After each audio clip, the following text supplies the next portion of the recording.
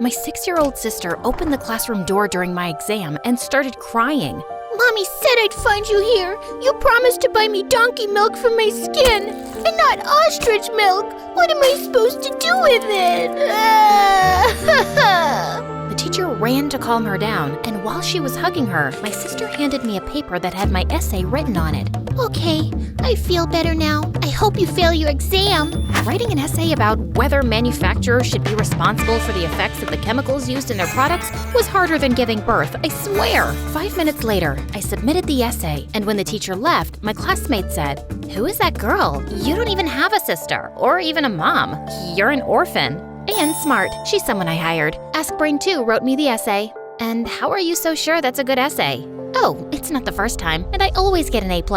In a matter of hours, I was the most popular girl in school, and kids started asking me for all types of advice on which apps could help give them an edge.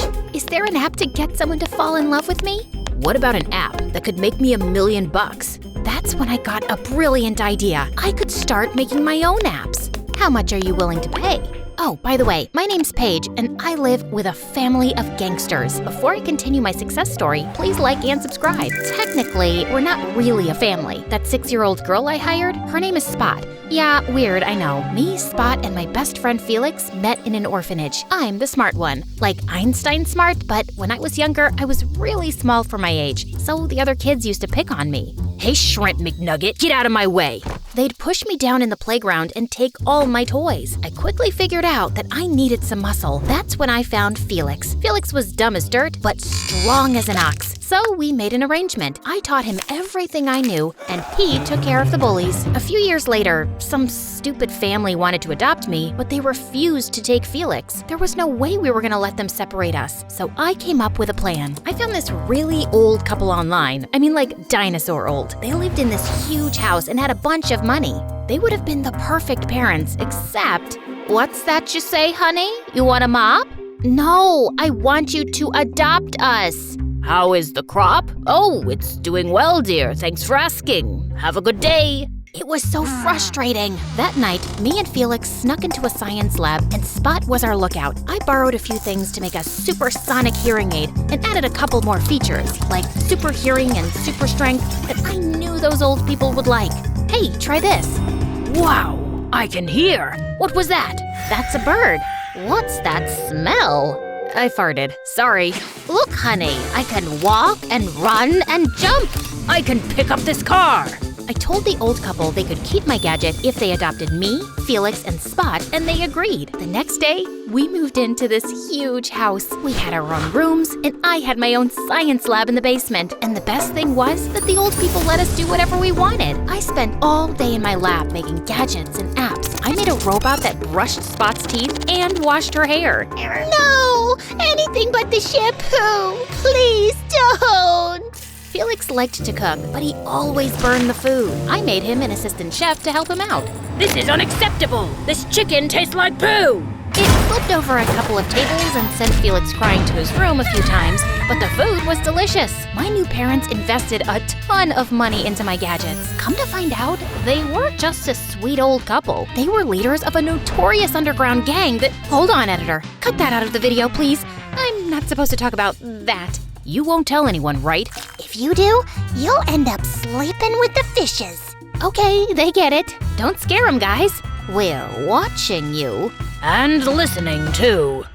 Anyway, moving along. After a while, I got bored and enrolled in a fancy high school. Felix and Spot weren't interested in school. They liked to sleep in all day, go on shopping sprees, and run other errands for our parents. My first day of school was pretty lame. I was smarter than the teachers, and the kids didn't like me much. They even made fun of my green hair. What? Green's my favorite color. Then I caught this boy named Lucas checking me out. He was popular, captain of the football team, super smart, class president 2 years in a row, and even volunteered in a food kitchen on the weekends. That is, when he wasn't doing a photo shoot. Did I tell you he was a teen model? Yuck, I could barf. Did he walk out of an MSA video or something? Lucas was so not my type, but he didn't get the hint. During lunch, he sat beside me. I mean, seriously, there were a dozen open seats. Hey, Paige, is this seat taken? Yeah, I was saving it for Nunya. Who's Nunya? None of your business. He eventually cornered me in science class. Somehow, he convinced the teacher to pair us up for a project. Lucas and I started spending time together. He was almost as smart as me. His sparkling brown eyes, his perfect hair, and handsome face were nice to look at. But there was one thing that really annoyed me. He was such a goody two-shoes. I'd never met anyone so honest. One time we went to a coffee shop and the barista gave him change. We were all the way across town when he realized that she'd given him an extra penny, so he insisted that we walk all the way back to return it. It's a penny, it's no big deal. Plus, I'm tired and my feet hurt. But he couldn't rest until he returned it. On my birthday, Lucas bought me a shirt, but it was the wrong size, so we went to the store to return it, and we ran into this woman who had on a hideous dress, and she caught us staring. Young man, what do you think? Does this dress look good on me? You look wonderful. The moment we left the store, Lucas started freaking out. I shouldn't have lied to that poor woman. That was wrong. I should go back and tell her the truth. And Lucas, being Lucas, found the woman and told her the truth. I'm sorry, ma'am. That dress is horrible. It makes you look like a cow. The woman punched Lucas in the face and stormed off. Later, when I put a cold bag of peas on Lucas's eye, I asked him why he was so obsessed with being honest. I just think it's the right thing to do. Speaking of honesty, I really like you, Paige, and I was wondering, maybe you liked me too? By then, Lucas had grown on me. He was less annoying than all the other kids at school, and he made me laugh. You're cool, I guess. Cool enough to be your boyfriend? Out of nowhere, Lucas held my hand. He took the peas off his face and stepped close to me. I mean, our faces were inches apart. And then, I don't know how, but suddenly we were kissing, and to my surprise, I liked it. After that, we were officially dating, and life was pretty good. But then everything turned upside down. Felix, Spot, and my parents came home from one of their vacations. Paige, it's terrible. We lost all of our money. I was in shock. Just a week earlier, we had at least $2 million in the bank. My parents explained that they spent all of our money investing in my gadgets. They stored my gadgets in a bunch of warehouses downtown. But someone burned them all down and we lost everything. All of the warehouses caught fire? How is that possible? What about the insurance? Did you report it to the police? There's no insurance. And the police, well, just 1 second. Hey, editor, we'll need a bit of privacy. It's about the family business. No problem. I guess they can hear the rest. Gotcha. So we're gonna lose the house? And the cars? And a bunch of bad guys are after us. We kind of owe them too. Always so much excitement. I forgot how much fun it is being a businesswoman. What am I supposed to do about it? You're the brains of this operation. Save us! And that's when I decided to make a new app called P-Mind Soup Juice. Yeah, that's not the real name and the app doesn't exist anymore, but it was awesome. I cleverly designed a game where kids had to keep paying money to play the higher levels. And when they reached level 7, they got a ticket for the $1 Million National Lottery. Of course, no one ever wins that thing, right? But the kids were hooked. They were using up all their pocket money and even stealing their parents' credit cards to keep paying and playing. And I was getting richer by the day. Wow, Paige, this is awesome. This is almost enough to pay off our debts. You're my hero. You're the best. But things got a little complicated with Lucas. One day after school, he showed up at my house. You have to shut down P-Mind Soup Juice. Why? It's unethical. No, it's not. Yes, it is. Don't be such a goody two-shoes. Paige, everyone's getting addicted and it's driving all the kids crazy. I need my P-Mind Soup Juice.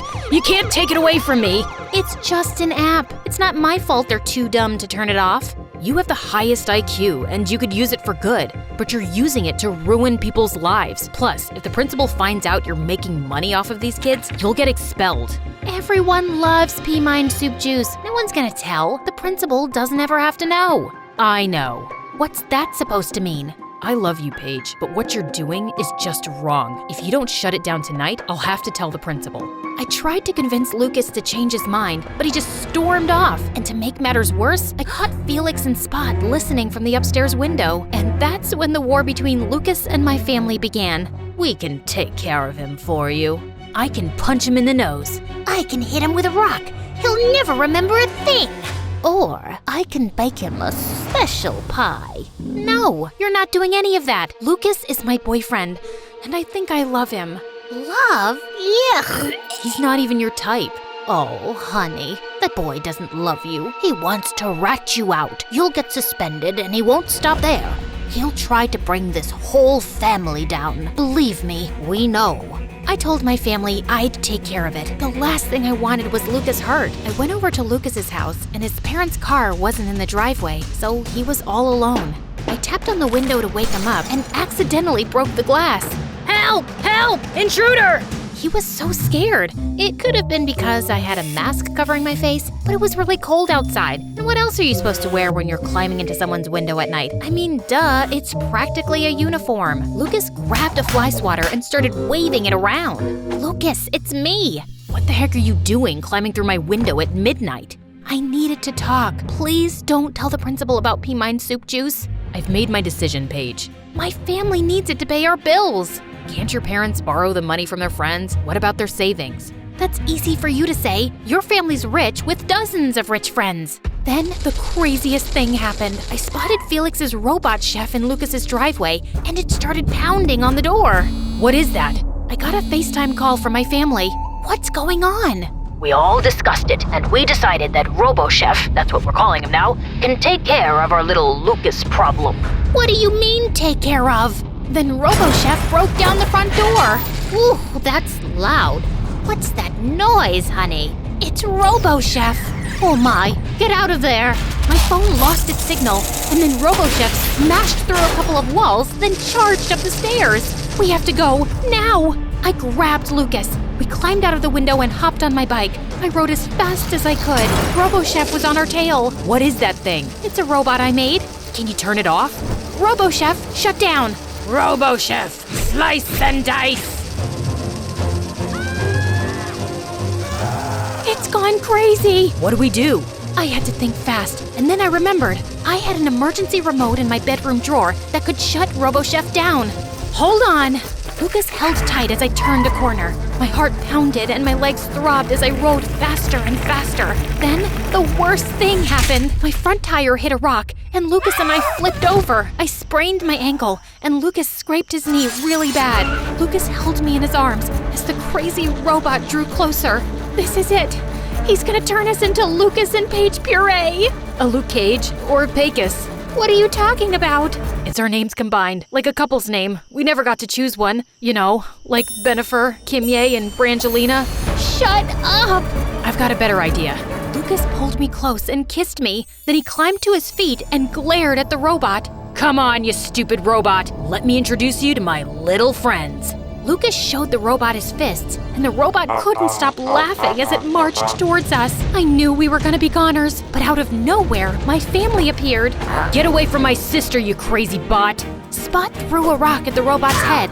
Felix body slammed it and then gave it the people's elbow. My mom smashed a pie in its face, and my dad picked it up and threw it so far that it landed in a trash heap a couple of miles away. My dad still had his super strength, by the way. My family was impressed that Lucas had risked his life to save me. And Lucas was so thankful that my family saved both of us that he decided not to tell the principal about pea mine soup juice. I won't tell, but you still have to shut it down. But what about my family? They still need money. I have an idea. My family met with Lucas's dad, and after he saw the footage of them kicking that robot's butt, he hired my family to run security for his company. After a couple of years, my family made so much money that they started their own security business and started traveling the world protecting celebrities and famous politicians. As for me and Lucas, I agreed to shut down pea mine soup juice and live an honest life.